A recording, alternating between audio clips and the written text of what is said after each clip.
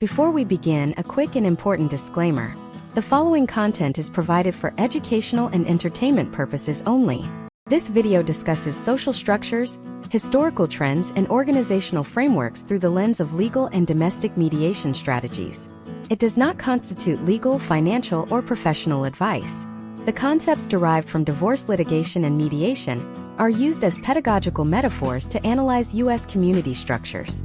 You should not take action based on this information without first conducting your own due diligence and consulting with a licensed attorney, certified planner, or qualified professional in your specific jurisdiction. The American community is not just declining.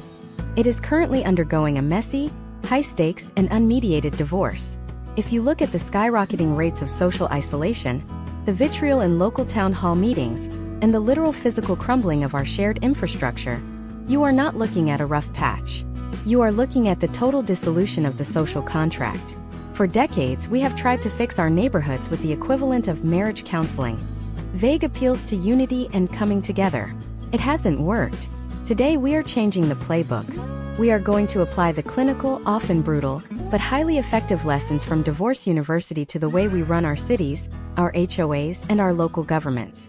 We are going to stop pretending we like each other and start learning how to co-parent a civilization. This is part 1 of a 10-part deep dive masterclass. Over the next hour, we are going to deconstruct the American neighborhood using the logic of contested dissolution. We will explore why the no-fault approach to community planning has led to a lack of accountability, how the discovery phase of a divorce can reveal exactly where your local tax dollars and social capital are being hidden, and why asset division is the only way to save our public parks and schools. By the end of this session, you will possess a framework that moves past the emotional baggage of community and enters the functional reality of structural management. This solves the problem of local paralysis. It solves the problem of the silent majority being outmaneuvered by high-conflict individuals. Most importantly, it gives you a step-by-step manual for rebuilding trust in an era where trust has been legally and socially exhausted. To understand where we are going, we have to look at the historical trends of American suburbanization through the lens of a separation agreement. Post-World War II, the United States entered into a massive marriage with the concept of the nuclear suburb. We pooled our resources into a single-use zoning model. For a while, the honeymoon phase was incredible. We had rising property values, safe cul-de-sacs, and a shared sense of purpose. But like many marriages that begin with high passion and low long-term planning, the lifestyle creep set in. We built more infrastructure than we could afford to maintain, effectively taking out a social mortgage that is now coming due. In Divorce University, one of the first things you learn is the concept of the status quo. During a legal separation, the court often demands that both parties maintain the status quo until a final judgment is reached. In the context of U.S. community structures, we have been trapped in a permanent status quo for 30 years. We are living in the separation phase of the American dream. We aren't fully together, but we haven't legally divided the assets yet. This results in liminal stagnation, a state where no one wants to invest in the house because they don't know if they'll own it next year. The core problem of the modern American community is that it is a contested dissolution, being treated as a happy union. When you treat a conflict-ridden system as if it were healthy, you don't heal it. You enable its decay. Let's look at the data regarding social litigation in the public square. According to historical trends in municipal engagement, the number of high-conflict cases in local zoning boards has increased significantly since the late 1990s. We see this in the NIMBY, not in my backyard phenomenon. In Divorce University terms, a NIMBY advocate is the equivalent of a spouse who refuses to vacate the family home, but also refuses to pay the mortgage. They want the benefits of the union without the costs of the dissolution. To fix this, we must apply the 4 pillars of the divorce framework to our local communities. The discovery phase, audit of social capital in a divorce. You are entitled to see every bank statement, every hidden account, and every debt. Most Americans have no idea what the accounts of their community look like. We aren't talking just about tax revenue. We are talking about relational assets. Who actually holds the power in your district? Is it a shadow spouse, an unelected developer, or a legacy political family? You cannot manage what you have not discovered. Asset division, the end of universal access. One of the hardest lessons in divorce is that you can't keep the whole house if you can't afford the roof. U.S. communities are currently trying to keep the house expansive infrastructure, massive road networks, sprawling services, on a single income, a shrinking tax base. We need to learn how to partition the property. This means identifying which parts of our community are functional and which are toxic assets that need to be liquidated or transitioned. The parenting plan, generational stewardship in a divorce, the best interests of the child, is the standard. In a community, the best interests of the future resident should be the standard. Currently, our community structures are designed for the spite of the present. We make decisions based on how they affect our property values today, often at the direct expense of the children, the next generation of residents. We will explore how to draft a community parenting plan that is legally binding and ignores the emotional outbursts of the ex-spouse, the vocal, disgruntled minority. Mediation versus litigation. Most communities are in a state of permanent litigation. Every new bike lane or apartment complex becomes a court case. We will look at case studies where alternative dispute resolution (ADR) was used to bypass the gridlock of traditional town hall formats, which are essentially the Jerry Springer show for local government. Consider the emotional detachment strategy. In high-conflict divorce coaching, clients are taught to treat their ex-spouse like a business partner in a business they no longer want to be in. You don't have to love them. You just have to fulfill the contract. Imagine if we applied this to our neighborhoods. We have spent decades trying to build community by making people like each other. That has failed. The divorce university model suggests we should instead focus on functional coexistence. We see potential outcomes of this shift in intentional communities and contractual neighborhoods across the Sun Belt. These areas often operate under strict covenants, conditions, and restrictions, CC and RS. While often criticized for being soulless, they are, in fact, the first iteration of the post-divorce community. They have replaced the marriage of values with a contract of services. This is a cynical but necessary step in an era of high social volatility. Historical trends show that when a society loses its shared mythos, the story that keeps the marriage together, it must revert to contractualism. We are currently in that transition. If you are still trying to use the tools of the 1950s, the golden age of the marriage, you are going to get wiped out in the settlement. This masterclass isn't about being cynical. It's about being prepared. It's about recognizing that the house of the American community is being sold, and you need to make sure you aren't the one left holding the debt of the social contract. We are going to look at the prenuptial agreements of the Founding Fathers and compare them to the postnuptial reality of 2026.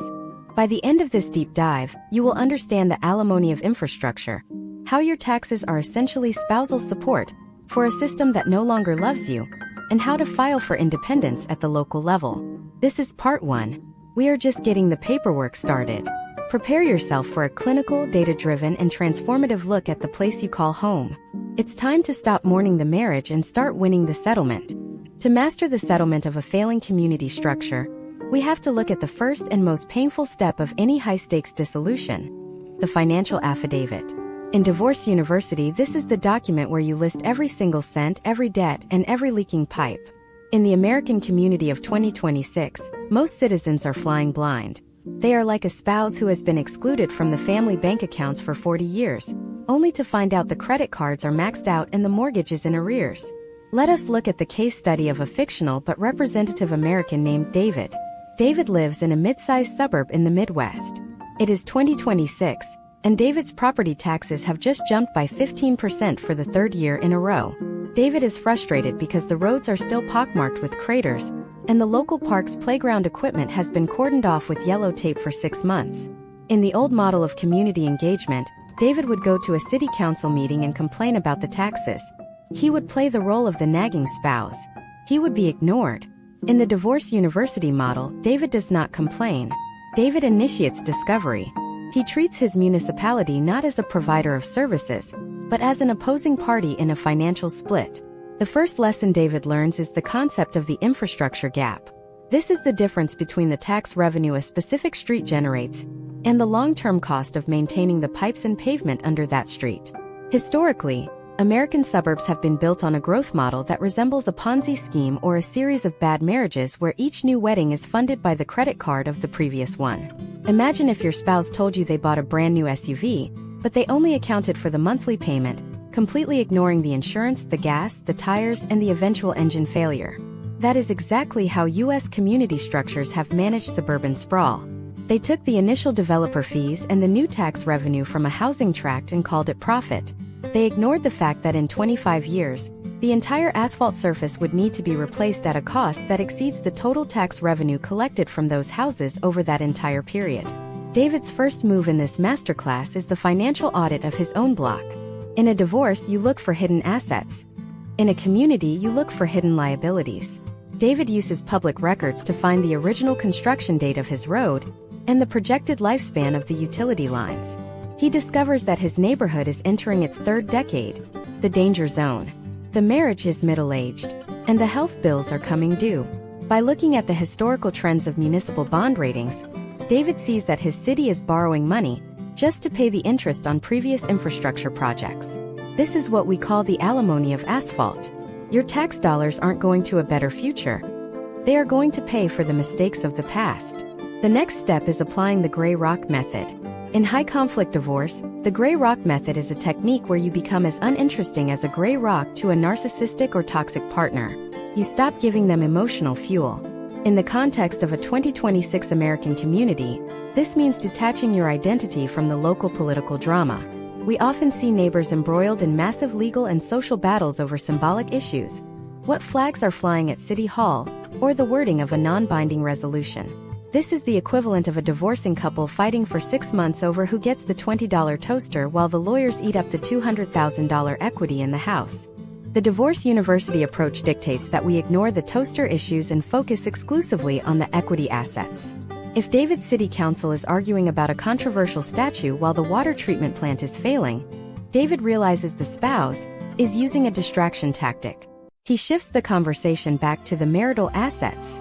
He asks, what is the current replacement value of our wastewater system, and do we have the cash reserves to cover it without a specialized assessment?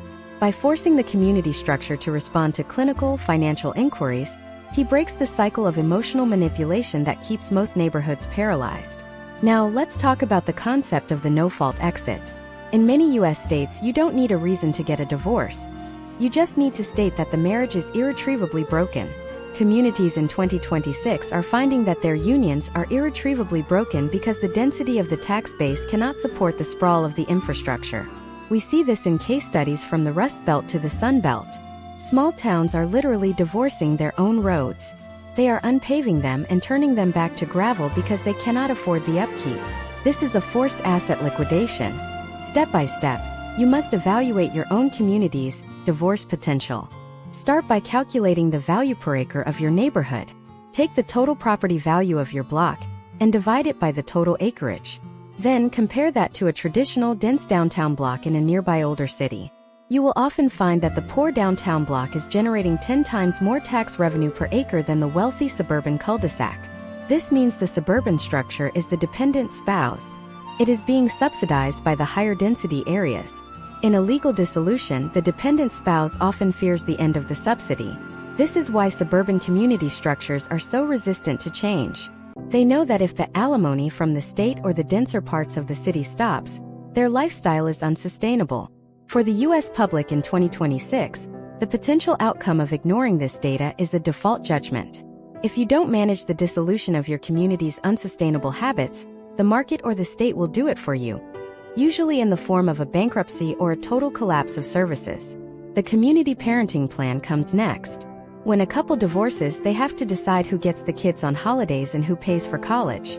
In our community metaphor, the kids are the future residents and the long-term viability of the land. We have been neglecting the children by deferred maintenance. To fix this, you must advocate for a sinking fund for every piece of new infrastructure. If a developer wants to build a new road, the prenuptial agreement must state that a dedicated, untouchable account is funded from day one to pay for that road's replacement in 30 years. If the community structure refuses to do this, they are essentially committing financial child abuse against the future version of that neighborhood. David decides to take this framework to his local HOA. Instead of arguing about the color of the fences, he presents a 30-year capital reserve study.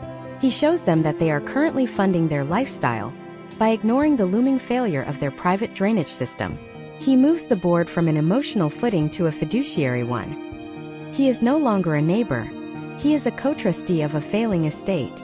This shift in tone is the secret to winning the community settlement.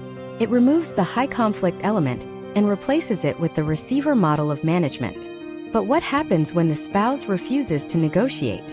What happens when the community structure is so far gone that mediation is no longer an option? In the next part, we are going to look at the restraining orders of governance. We will explore how to legally and socially distance your micro-community from the failing macrostructure.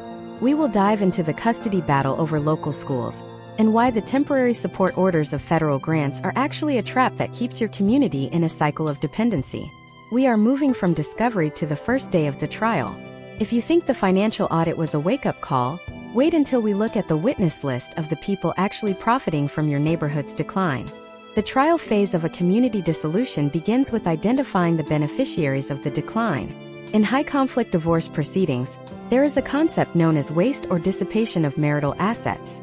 This occurs when one party intentionally spends down the joint bank account to prevent the other from receiving a fair share. In the context of 2026 American community structures, we see a systemic version of asset dissipation. To understand this, we need to examine our witness list, the entities that profit while the neighborhood infrastructure withers. Let us introduce a new character in this masterclass: Sarah. Sarah is a lifelong resident of a coastal suburb. She is witnessing what we call the parasitic phase of community management, as her local bridge falls into disrepair and the library hours are slashed. Sarah notices that the city's administrative payroll has expanded by 30%. In Divorce University, Sarah would recognize this as a classic case of a spouse siphoning off the mortgage money to pay for a secret lifestyle. In a U.S. community, this is often the result of the administrative multiplier. Historically, as communities age and the tax-to-maintenance ratio becomes unfavorable, the bureaucratic structure does not shrink to match the declining service level.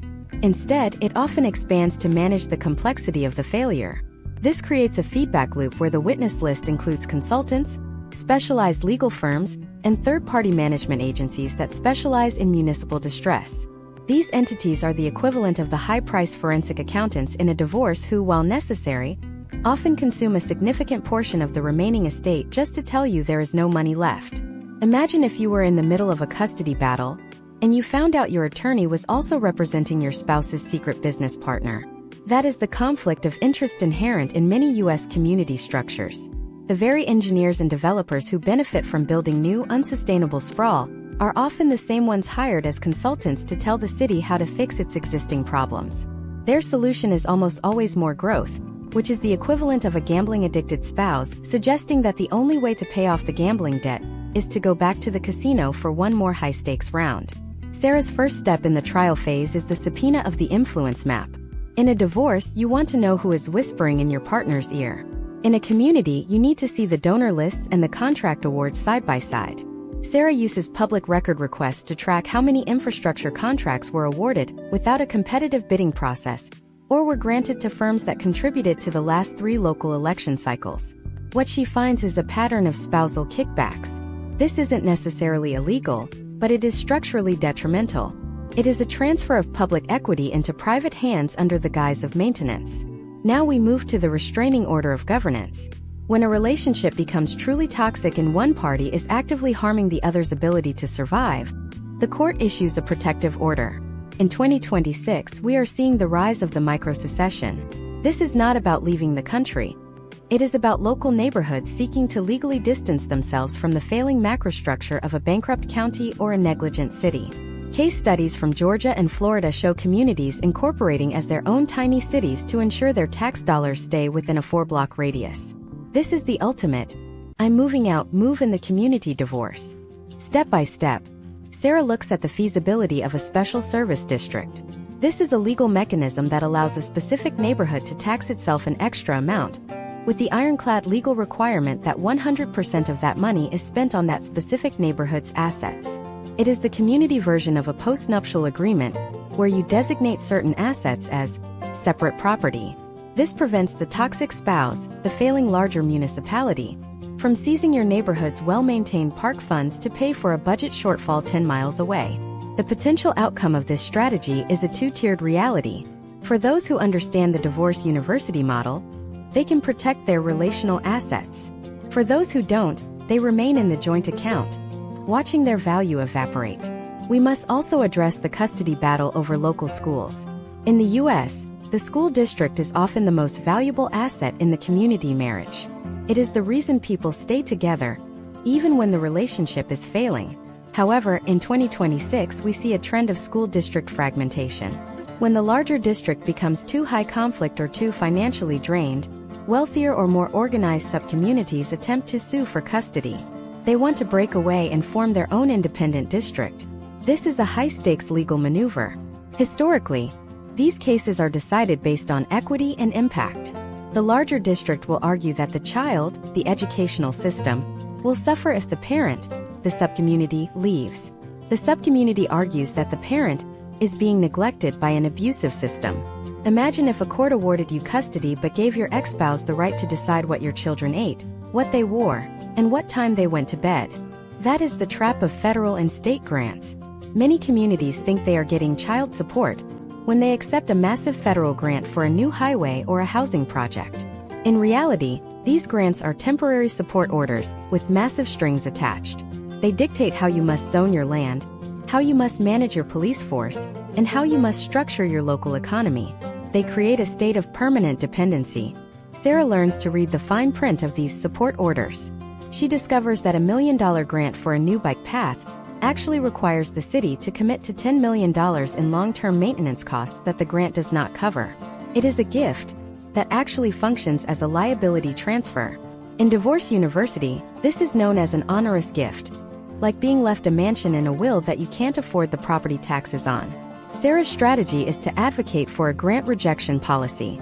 If the community cannot afford the 50-year life cycle cost of a project, they must refuse the free money. This brings us to the witness testimony of the disenchanted expert. In part 3 of this masterclass, we have to listen to the people who used to run the system but left. These are the retired city managers, the former auditors, and the ex-planning commissioners. They are the ex-spouse's best friend, who is finally ready to tell you where the bodies are buried. Their testimony is consistent. The system is not broken. It is functioning exactly as designed to protect the marital waste of the bureaucracy. To win this part of the trial, you must adopt the receiver mindset. A receiver is a person appointed by a court to take control of a failing business and manage it for the benefit of the creditors. You are the creditor. Your community owes you the services you paid for with your taxes. If the management, the local government, is failing, you must move to have the assets placed in a social receivership. This involves using local charters to force an external audit or a temporary takeover of specific departments. But what happens when the house is finally divided? What does a post-divorce American community actually look like? Are we moving toward a future of gated microstates? Or is there a way to form a new union that isn't doomed to the same fate? In the next part, we are going to look at the final decree. We will explore the remarriage phase, how to form new community structures based on unit-based management, and why the most successful neighborhoods of the future will look more like joint ventures than traditional governments. We will also reveal the hidden clause in your local property deed that might be the key to your neighborhood's total financial liberation. The trial is winding down, but the real work of rebuilding is about to begin. The final decree in a community dissolution is not an end, but a restructuring of debt and assets. In Divorce University, the decree is the legal document that formalizes the split, but in the context of U.S. community structures in 2026, it represents the moment a neighborhood transitions from a passive victim of municipal decay to an active manager of its own destiny. We must now look at the hidden clause. If you examine the property deeds in many older American subdivisions, you will find references to dormant associations or specific easements that were established nearly a century ago. These are not just legal relics. They are the survival kits left behind by previous generations who understood that the larger marriage with the city might eventually fail. Let us look at the case study of a character named Marcus.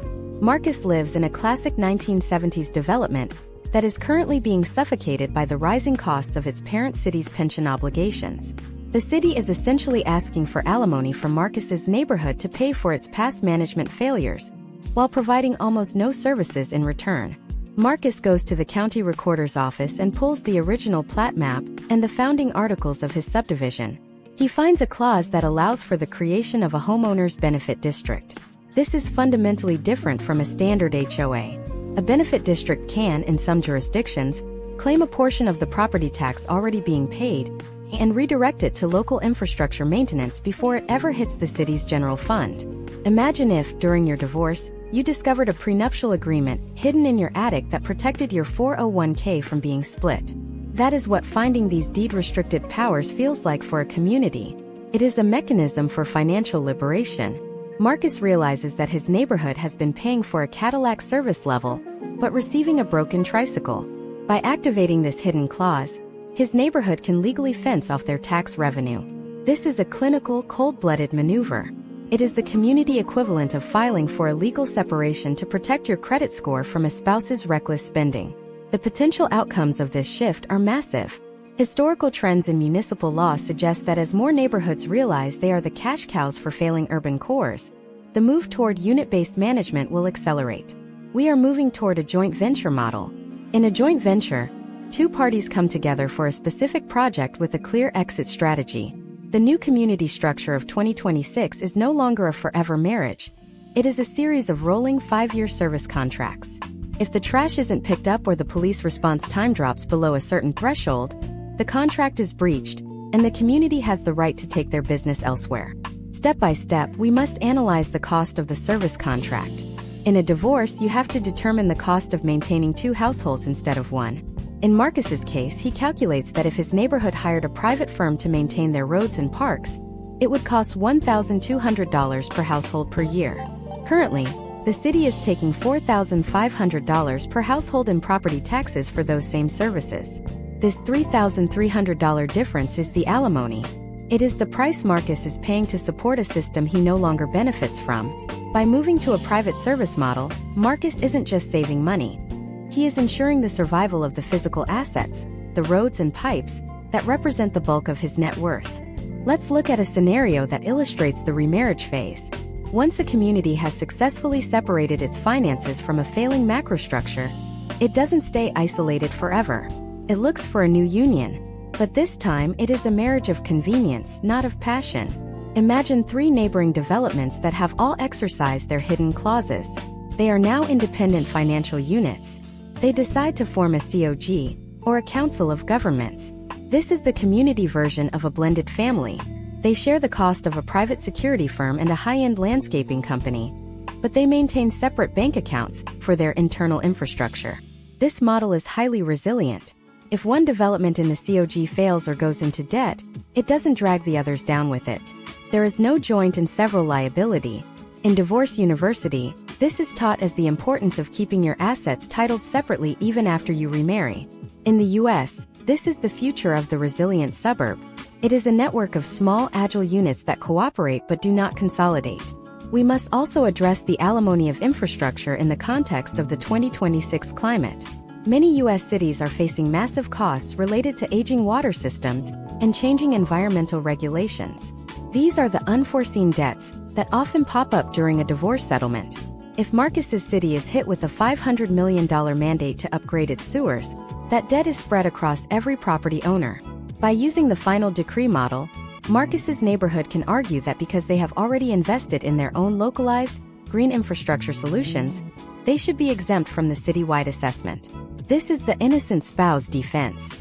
You are claiming that you should not be held liable for the debts incurred by the other party's negligence.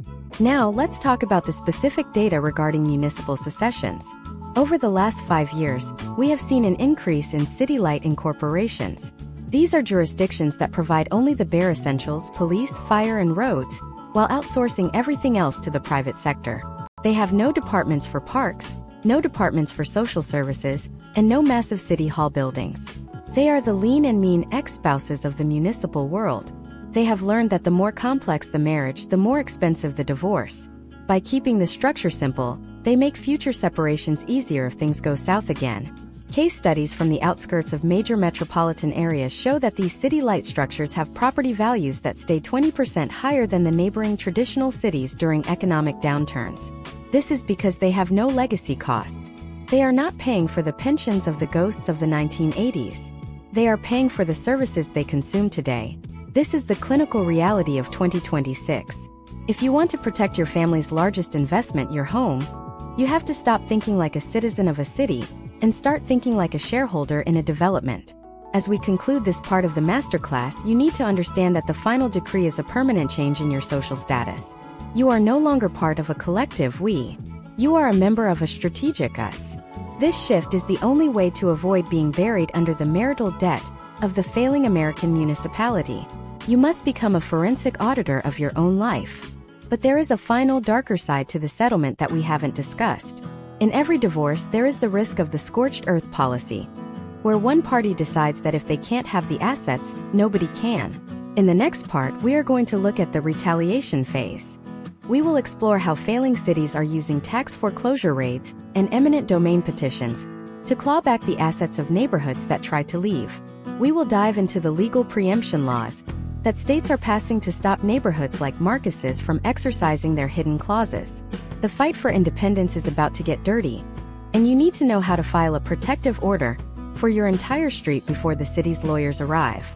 The retaliation phase is a well-documented phenomenon in high-conflict litigation. In the world of Divorce University, this is known as the scorched earth policy. It occurs when one party realizes they are losing control over the other and decides that if they cannot benefit from the assets, they will ensure those assets are destroyed or rendered unusable for everyone. In 2026, as U.S. community structures face increasing financial pressure, we are seeing the municipal equivalent of a spouse hiding the car keys and draining the joint savings account just as the moving truck arrives. To understand how this manifests in your neighborhood, let us look at the case study of Elena. Elena lives in an aging, high-value district that has recently moved to activate its own independent service district, much like Marcus did in the previous section. The parent city, facing a massive deficit in its general fund, responds not with a handshake, but with a tax foreclosure raid. Historically, when a subcommunity attempts to decouple its finances, the larger municipality may look for any technicality in the property tax code to trigger an immediate assessment. In Elena's case, the city identifies a forgotten municipal bond from 1994 and claims that because the neighborhood is seeking independence, the entire remaining balance of that bond is now due from those specific residents immediately.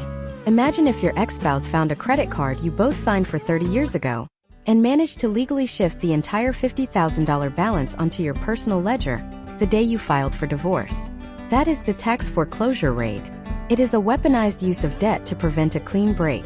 The city's goal is not necessarily to collect the money, but to create enough financial chaos and fear that the neighborhood retreats back into the toxic marriage of the general fund. Step by step, you must learn to build a legal moat around your community. The first tool in this kit is the preemptive audit. In Divorce University, you learn to document the condition of every room in the house before you leave to prevent the other party from claiming you damaged the property.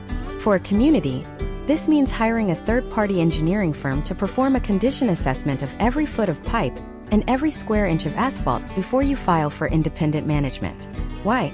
Because the moment you move for independence, the city may stop all maintenance and then sue your new district for creating a public nuisance or a safety hazard.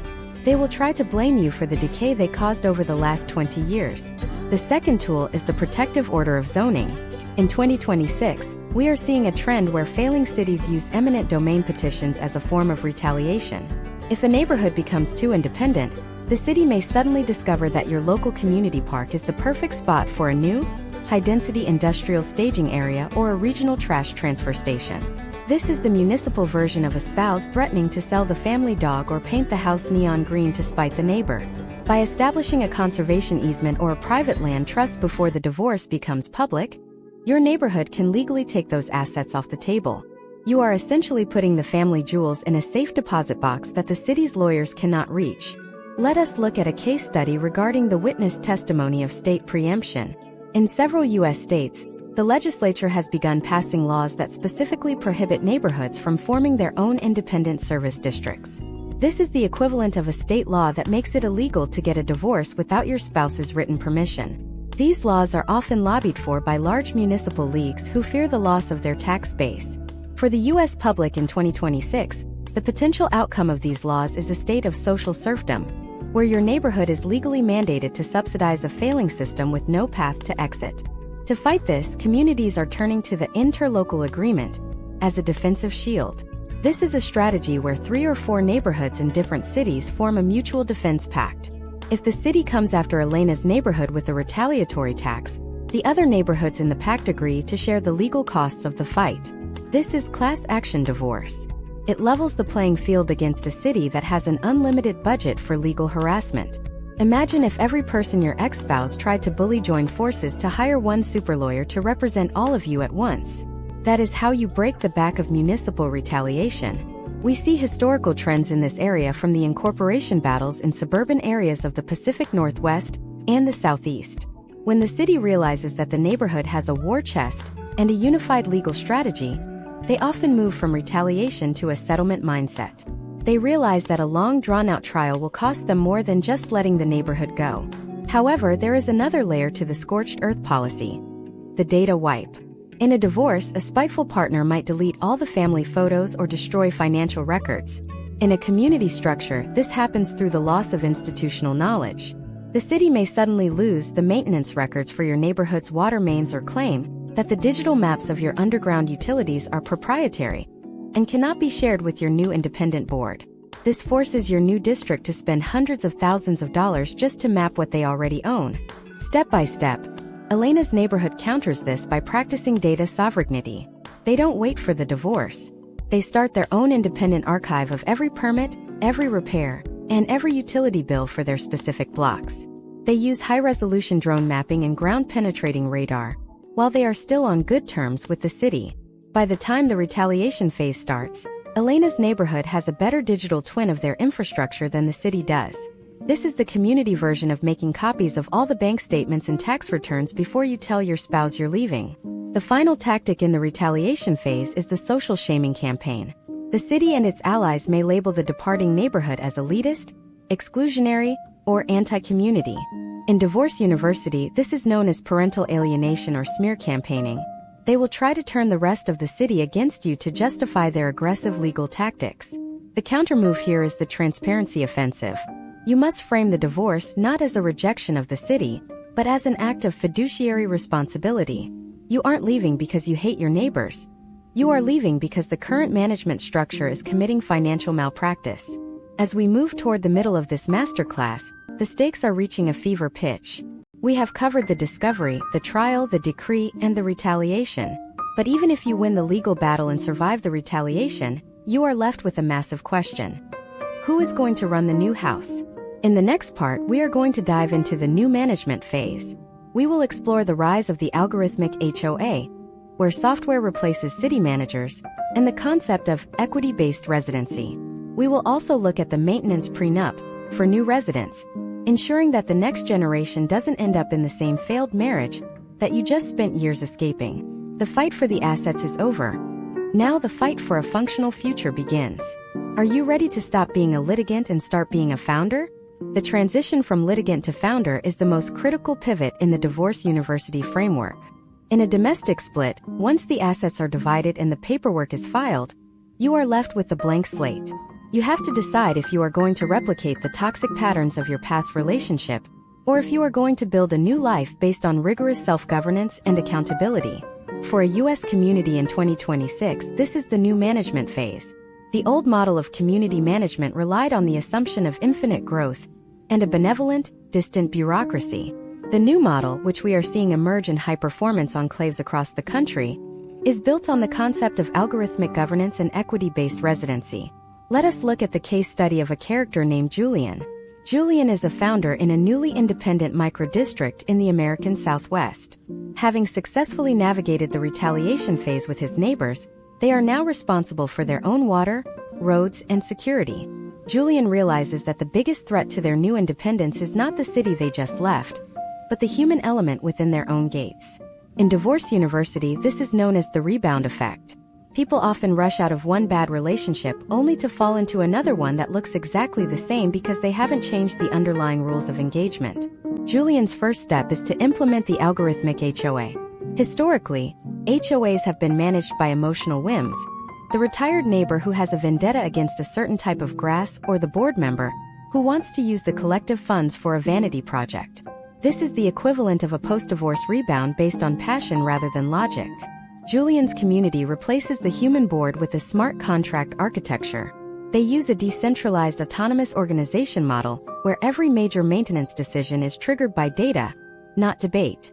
Imagine if your new house had a smart bank account that automatically paid the mortgage, the insurance, and the repair fund based on a preset percentage of your income, and it wouldn't let you spend that money on a vacation until the roof fund was 100% capitalized.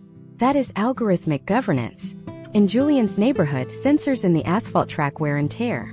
When the data shows the road has reached a specific degradation threshold, the system automatically solicits bids from pre-vetted contractors. The funds, which have been accruing in a dedicated escrow account for years, are released only when the sensors verify the new work meets the structural specifications. There is no room for the spousal spite or political kickbacks that define the old community structure. Step by step, Julian develops the equity-based residency model. In a traditional American neighborhood, you buy a house and pay taxes, but you have no actual equity in the community's shared assets. If the city builds a beautiful park next to your house, your property value might go up, but you don't own a piece of that park. If the city goes bankrupt and sells the park, you get nothing.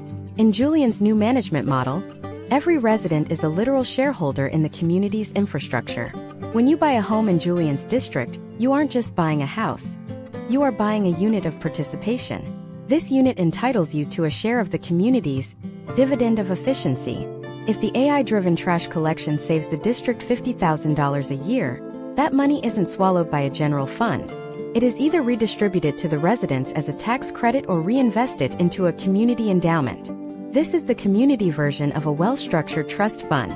It ensures that every resident has a direct, financial incentive to keep the neighborhood running at peak performance. It turns neighbors into partners. The potential outcomes of this shift are a radical increase in social stability. When everyone is a shareholder, the high-conflict individual loses their power. In Divorce University, you learn that a toxic ex-spouse loses their leverage when you remove the emotional payoff of their outbursts. In Julian's neighborhood, if a resident wants to complain about a new policy, they have to present a data-driven impact statement to the algorithm. If their suggestion doesn't increase the shared equity or lower the long-term maintenance liability, the system rejects it. The emotional litigation of the town hall is replaced by the fiduciary duty of the boardroom. Now let's talk about the maintenance prenup for new residents. In 2026, we are seeing the rise of the conditional deed. When a new person moves into Julian's community, they have to sign a document that is much more rigorous than a standard HOA agreement. It is a financial disclosure and a commitment to life cycle stewardship. The resident agrees that if they fail to maintain their individual property to a standard that affects the shared equity assets, the community has the right to step in, perform the repairs, and place an immediate lien on the property. This might sound harsh, but in the context of a post-divorce life, it is about setting boundaries. You are protecting the new home you've built from being dragged down by someone else's negligence. We see historical trends of this in co-housing developments and charter cities. These communities are not for everyone. They are for people who are tired of the no-fault neglect of traditional U.S. suburbs. They are for the founders who want to live in a structure that is as disciplined as it is functional. Imagine if, before you moved onto a street, you had to prove you had a dedicated savings account for your home's 30-year maintenance. That is the level of accountability Julian is building. It eliminates the dependent spouse problem where a few residents end up subsidizing the decay of the rest. It ensures that the community never again finds itself in a separation phase, where the infrastructure is crumbling because no one wants to take responsibility. Case studies of these shareholder neighborhoods in 2026 show that they are increasingly attractive to institutional investors and high-net-worth individuals who are looking for safe havens from municipal volatility. Areas are not just places to live, are managed assets. By treating the neighborhood like a business, the residents are seeing property values that are decoupled from the wider market's fluctuations. They have created a microeconomy of certainty in an uncertain world. But this raises a significant ethical and social question that the Divorce University model must address: the alimony of the uninvited. If these high-functioning microcommunities are the success stories of the divorce, what happens to the rest of the city? What happens to the ex-spouse, who was left with the debt and the crumbling house? In the old world, the wealthy neighborhood subsidized the poor one. In the new world of unit-based management, that subsidy is being severed. Julian's district realizes that they cannot exist in a vacuum. If the surrounding city collapses into total chaos, their gated equity won't save them. They must develop a social alimony plan. This is not a return to the old general fund, it is a contractual outreach. Julian's community negotiates a service trade with the neighboring district. They provide the use of their high-efficiency water filtration system in exchange for the neighboring district providing a buffer zone of green space. It is a post-divorce friendship based on mutual benefit and clear boundaries, not on a forced dysfunctional marriage. As we reach the end of this segment, the infrastructure of the new community is humming. The sensors are tracking the pipes, the smart contracts are paying the bills, and the residents are watching their shared equity grow. The divorce is final, the house is rebuilt, and the management is professional. But there is one thing that an algorithm cannot manage: the human heart. In the next part, we are going to dive into the relational architecture of the new community. We will explore the co-parenting of the common good. How do you build a culture of trust in a system designed for a lack of trust? We will look at the social discovery phase and why the most successful neighborhoods of the future are using reputation scores to decide who gets to move in. We are moving from the hard assets of roads and pipes to the soft assets of human capital. If you thought the financial audit was intense, wait until we look at the character audit of the 2026 neighborhood. The gates are up, but who gets the key? The character audit is the social equivalent of a background check in a high-stakes custody battle. In the world of Divorce University, before you allow a new partner into your life or grant an ex-spouse unsupervised visitation, you perform a deep dive into their past behavior, their reliability, and their emotional volatility. You are looking for patterns of high-conflict behavior that could destabilize your hard-won peace. In 2026, as U.S. community structures move toward the unit-based management model we discussed in the previous section, the most valuable asset isn't the physical infrastructure. It is the quality of the people living alongside you. We are entering the era of relational architecture. Let us look at the case study of a character named Chloe. Chloe is a founding member of a residential enclave in the Pacific Northwest that has moved beyond the algorithmic HOA. Her community has implemented a social discovery phase for all prospective residents. Historically, the only barrier to entry in an American neighborhood was a credit score and a down payment. This is the equivalent of getting married after one date just because the person has a good job. It ignores the personality traits that actually determine if a partnership will last. Chloe's community realizes that one high-conflict individual can cost a small independent district tens of thousands of dollars in legal fees and hundreds of hours of lost productivity. Chloe's first step is the implementation of the reputation score. This is not a social credit system imposed by a government, but a private contractual peer review. In Divorce University, you learn to ask for references from an ex-partner's previous associates. In Chloe's neighborhood, before you are allowed to purchase a share in the district, you must undergo a character audit. The community looks at your history in previous HOAs, your record of local civic engagement, and even your history of litigation. If you have a historical trend of filing frivolous lawsuits against your neighbors or failing to maintain your property in 3 different states, you are flagged as a high-conflict risk. Imagine if you could see a Yelp review of a potential spouse's previous 3 divorces before you said "I do." That is what Chloe is building. For the U.S. public in 2026, the potential outcome of this vetting process is a radical reduction in social friction. By filtering for high-conflict individuals at the gate, the community protects its emotional equity. They are looking for stewardship potential. Does this person contribute to the common good? Or are they a social extractor who takes more from the community than they give? Step by step, Chloe develops the co-parenting of the common good framework. In a divorce, successful co-parenting requires a high level of communication and a shared set of rules. In Chloe's district, this is achieved through a social covenant that goes far beyond the hard assets of roads and pipes. The residents agree to a set of pro-social behaviors. This includes mandatory contribution hours, not just paying taxes, but contributing specific skills to the community's management. If you are a plumber, you oversee the water sensors. If you are an attorney, you manage the service contracts. If you are a gardener, you manage the shared green space. This is the community version of parallel parenting. In Divorce University, parallel parenting is a strategy where high-conflict parents have minimal direct contact, but strictly follow a detailed plan to ensure the child's needs are met. Chloe's residents don't necessarily have to be best friends. They don't even have to like each other.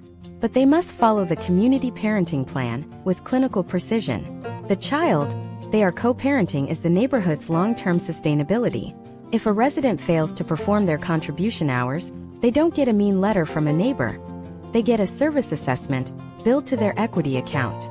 The emotion is removed, the contract remains. Let us look at a case study regarding the witness testimony of the neighbor. In 2026, Chloe's community uses a probationary residency period. When you first move in, you are a non-voting resident for the first 18 months. This is the community equivalent of a long engagement. During this time, your neighbors observe your relational hygiene. Do you follow the shared rules? Do you communicate respectfully in the digital town hall? Do you maintain your private property as part of the shared asset? Historical trends in U.S. housing show that the biggest cause of property value decline is not market forces, but deferred maintenance and social decay. By enforcing a character audit, Chloe is ensuring that her neighborhood never suffers from relational alimony, where the productive residents have to constantly pay for the mistakes and bad behavior of the unproductive ones. Imagine a scenario where your neighborhood had a peace bond. If you were caught screaming at a neighbor or violating the noise ordinance more than 3 times, your reputation score would drop, and your equity dividend would be suspended. This is the spousal support of the future. You are only supported by the community if you support the community. This creates a high-trust environment by creating a high-consequence environment. In Divorce University, you learn that boundaries are only effective if they are enforced. Chloe's community is a masterclass in boundary enforcement. We must also address the concept of social discovery for the community itself. Just as the resident is audited, the community's leadership must be transparent. In a divorce, full disclosure is mandatory. In 2026, Chloe's district maintains a transparency ledger, where every internal communication, every bid for a contract, and every social grievance is recorded on an immutable digital record. There are no secret meetings of the board. There are no side deals with developers. This is the forensic accounting of the soul.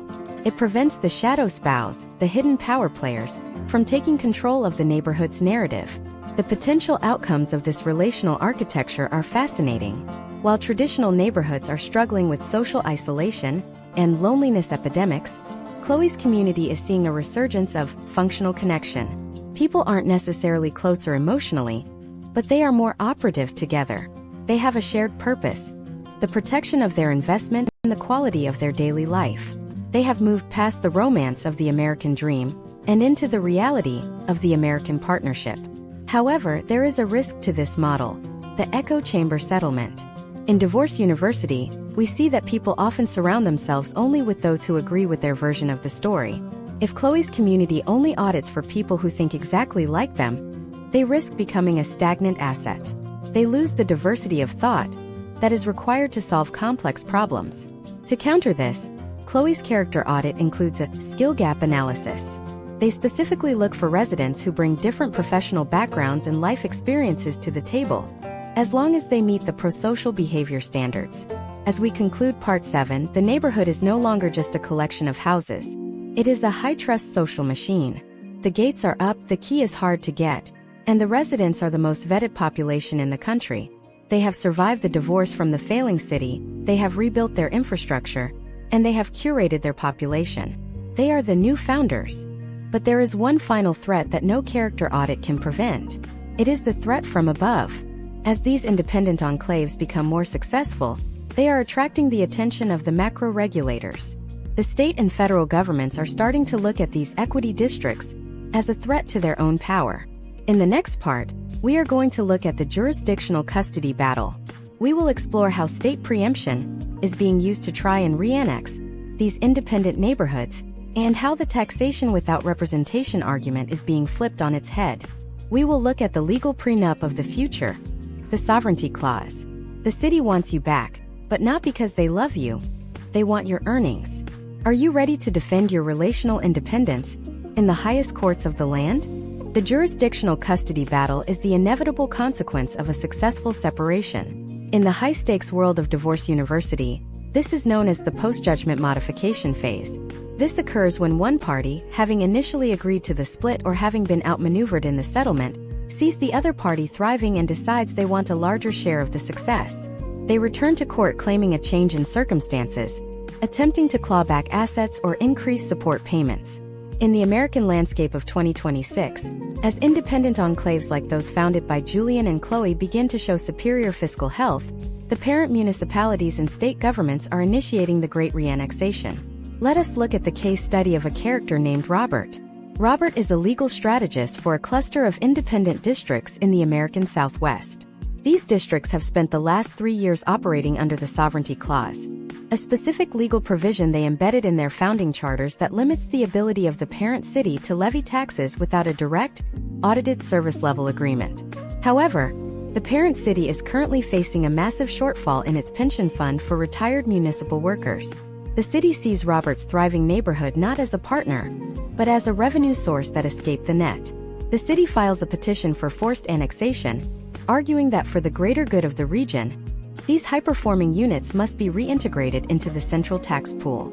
Imagine if 5 years after your divorce was finalized and you had rebuilt your savings, your ex-spouse sued you for a percentage of your new business's profits, arguing that because you learned your trade while you were married, they are entitled to your future earnings indefinitely. That is the logic of forced annexation in 2026. The city is essentially arguing for lifetime alimony, based on a historical relationship that the neighborhood has already paid to exit. Robert's first move is to invoke the taxation without representation paradox.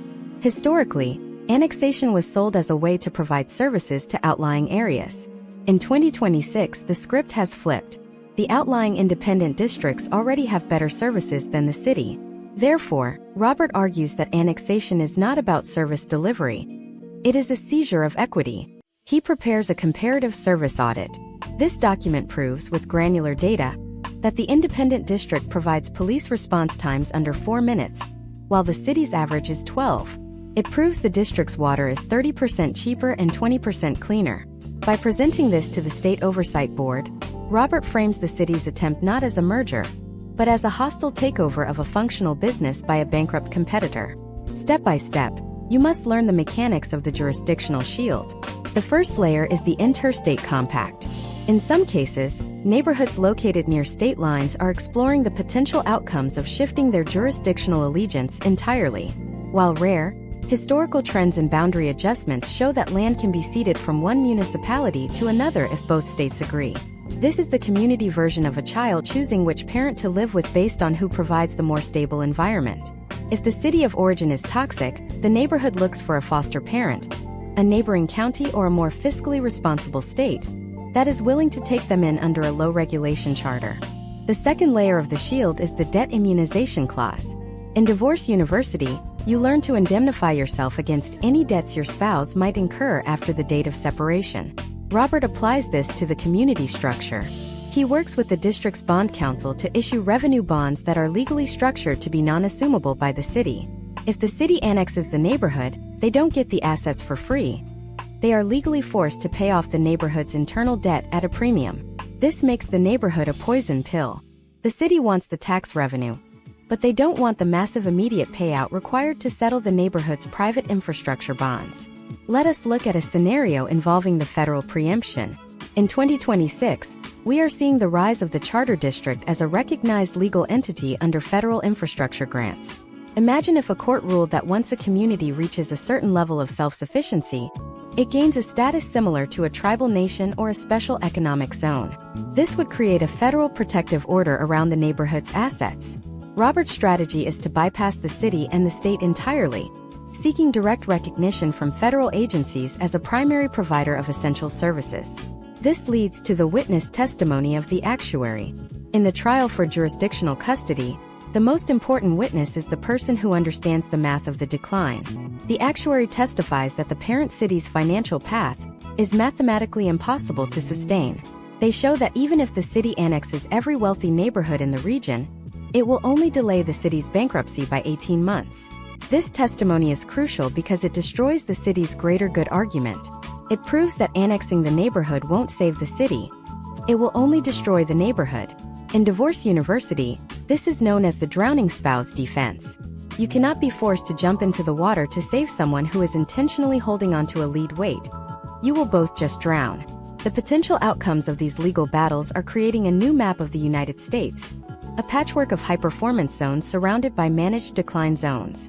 For the U.S. public in 2026, the question of where you live is becoming a question of which jurisdictional umbrella you are under. If you are under the city's umbrella, you are liable for the legacy debt. If you are under a sovereignty clause, you are only liable for your own consumption.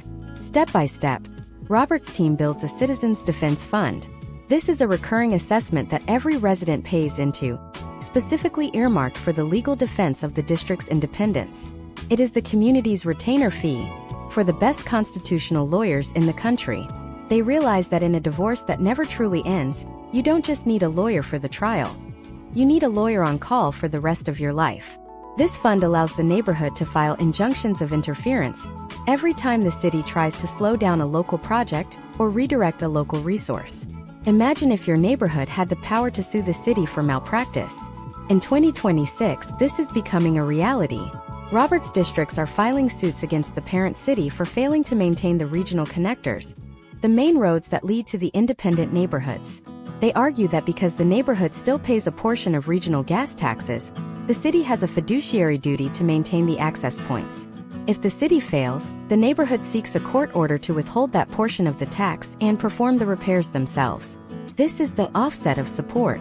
If the ex-spouse isn't providing the agreed-upon care, you stop the payments and provide the care directly. As we reach the conclusion of Part 8, the lines of the conflict are clearly drawn.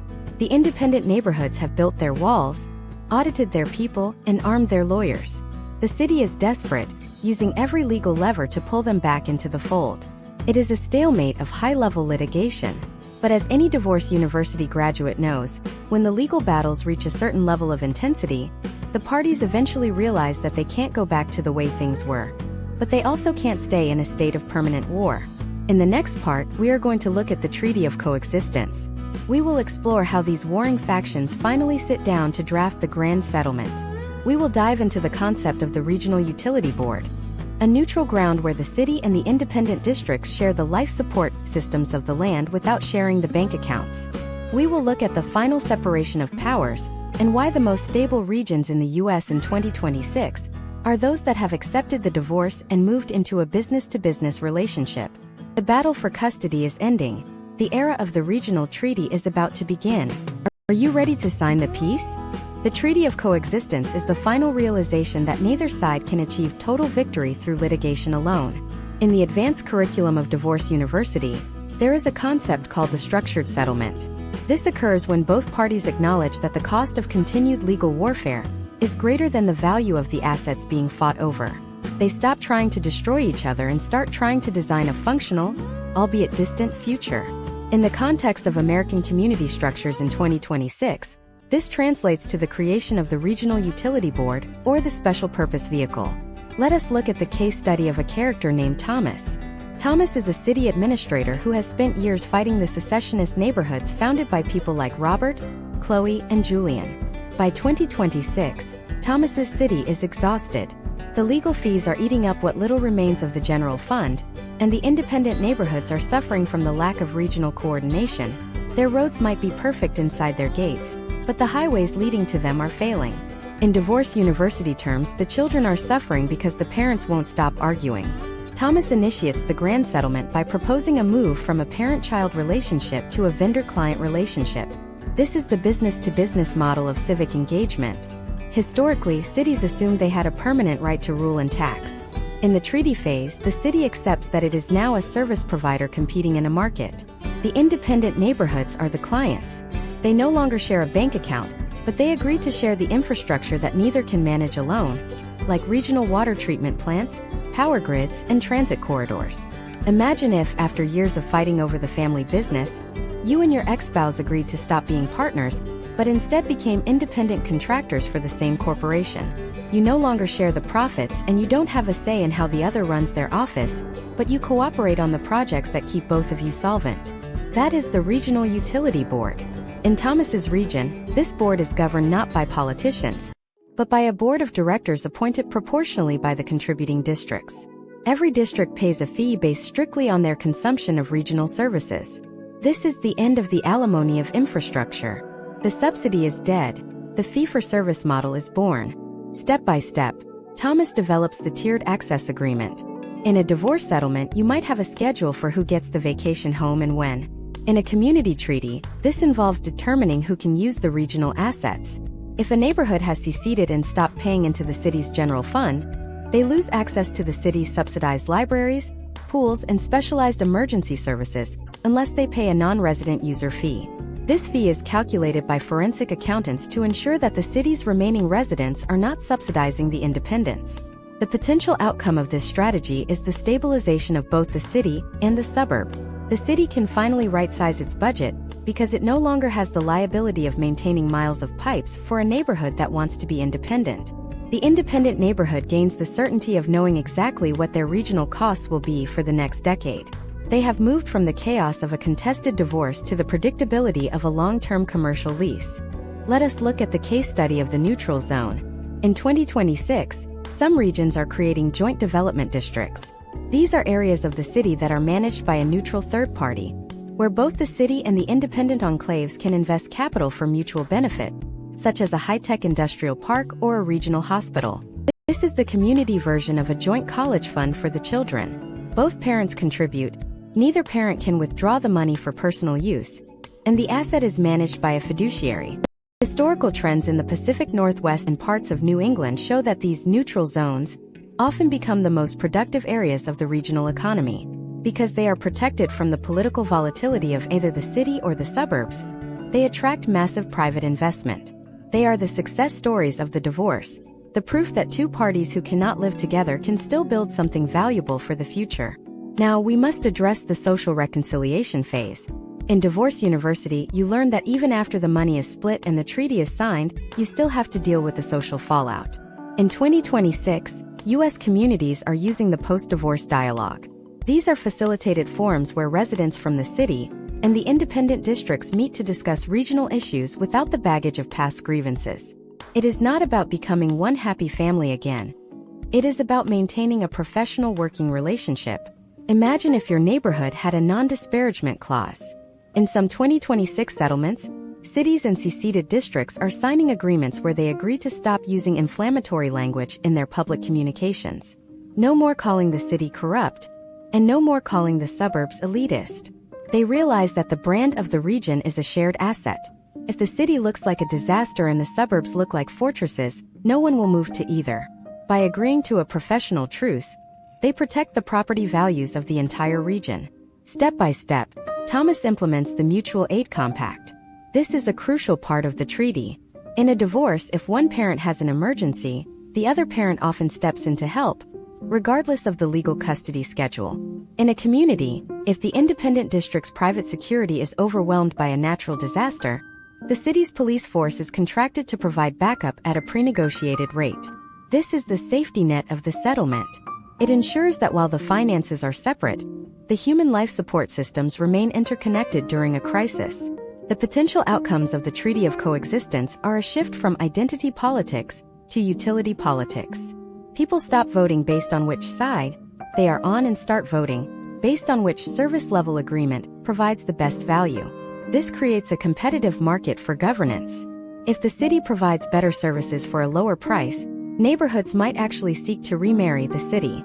If the independent model proves superior, the city might further decentralize into a network of smaller, competing units.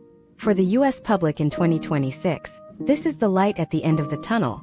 It is the realization that a broken home doesn't have to mean a broken life. We have learned how to audit our assets, vet our neighbors, defend our sovereignty, and finally negotiate a peace that actually works. We have stopped pretending that the old 1950s marriage model of the American suburb is coming back. We have accepted the divorce and we are moving on.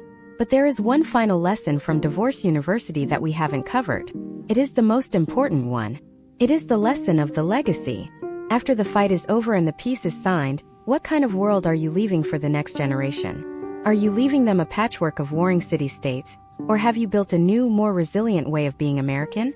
In the final part of this masterclass, we are going to look at the new American social contract. We will explore the generational wealth of autonomy, and why the children of 2026 will look back at the great community divorce, not as a tragedy, but as a necessary liberation. We will dive into the final vision of the decentralized republic, and how you can ensure that your neighborhood is not just a place to survive, but a place to flourish for the next 100 years. The treaty is signed. The peace is here. Now let's look at the future we've actually created. The final chapter of the masterclass is about to begin. The final chapter of our masterclass brings us to the most profound realization of the Divorce University framework, the birth of the new American social contract.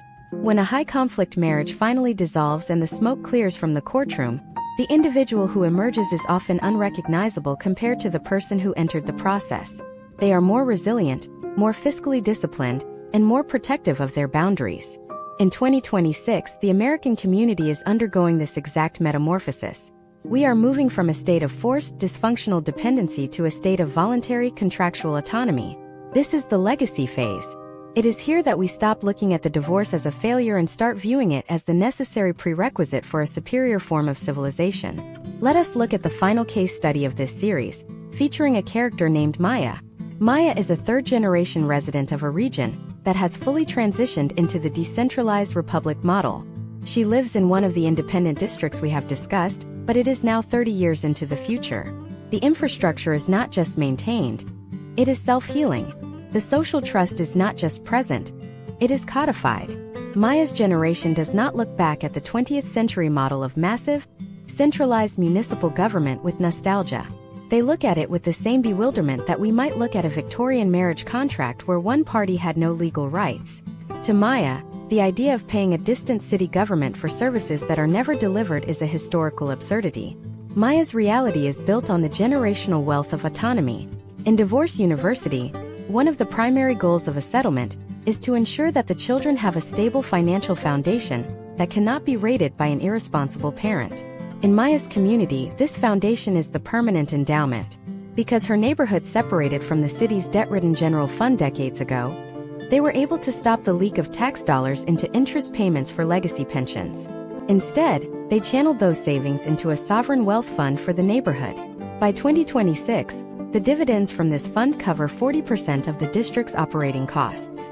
Imagine if your parents had divorced an abusive spendthrift partner and, as a result, were able to save enough money to pay for your college, your first home, and your retirement. That is the potential outcome of the community divorce. Maya's neighborhood is effectively a non-profit corporation where the residents are the beneficiaries. They have escaped the cycle of tax hikes and service cuts. This is the generational alimony that works in reverse. The past is finally paying for the future. Step by step, we must examine the concept of the portable social contract. In the old model, if you moved from one city to another, you were subject to the whims of the new city's management. You had no carryover of your civic standing. In Maya's world, her reputation score and her equity units are portable. Because many independent districts have joined a national reciprocity compact, Maya can move to a similar district in another state and trade her equity. This is the community version of a 1031 exchange or a QDRO in a divorce settlement. It allows for mobility without the loss of social capital. It creates a market of communities that must compete for high-quality residents like Maya. Historical trends show that when people have the power to exit, the quality of voice improves. When a community knows its residents can leave and take their equity with them, the management becomes hyper-responsive. This is the ultimate check and balance. The spouse, the community, can no longer be abusive because they know the partner, the resident, has a pre-signed divorce decree ready to go. This has led to the rise of the service level guarantee. If the automated trash system fails more than twice in a quarter, the residents receive an immediate, algorithmic refund. There is no town hall yelling. There is only a contractual correction. Now, let us look at the scenario of the resilience network. In 2026, we see that these independent units have formed a digital federation. They share data on everything from soil health to criminal patterns. Imagine if a group of divorced individuals formed a support network where they shared the best legal advice, the best contractors, and the most reliable childcare.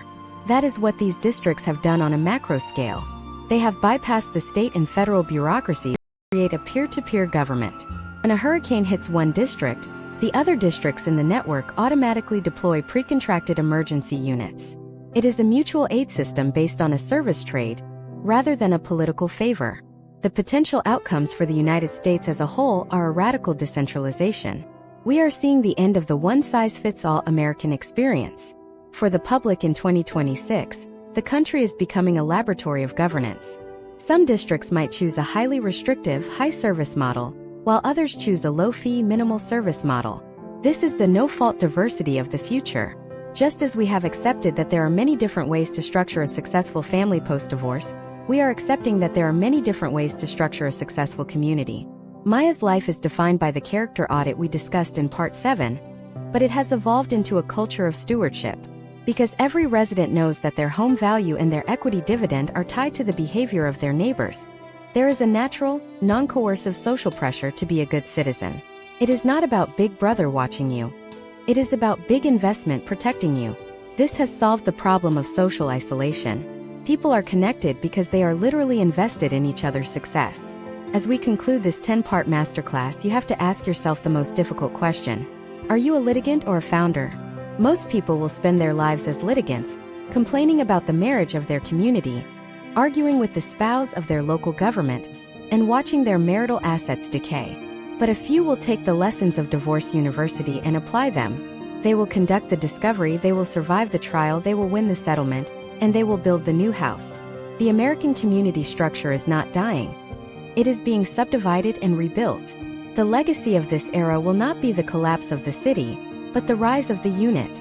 We have moved from the era of the Great Union to the era of the Great Agreement. The peace is signed, the boundaries are clear, and the future is yours to manage.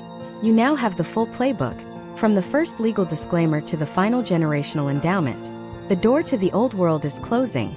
The city lawyers are packing their bags. The paperwork is filed. You are officially divorced from the failing structures of the past. It is time to walk out of the courtroom, breathe the fresh air of autonomy, and start building. This has been the Deep Dive Masterclass on applying divorce logic to the American landscape. Your settlement is ready. What will you do with your freedom? The open loop is now closed. The masterclass is complete. The next phase is not a video. It is your reality. Go to your county recorder's office. Pull your deeds. Audit your taxes. Find your hidden clauses. The revolution in American community structure doesn't start at the ballot box. It starts at the plat map. Welcome to the era of the independent resident. Welcome to your new life.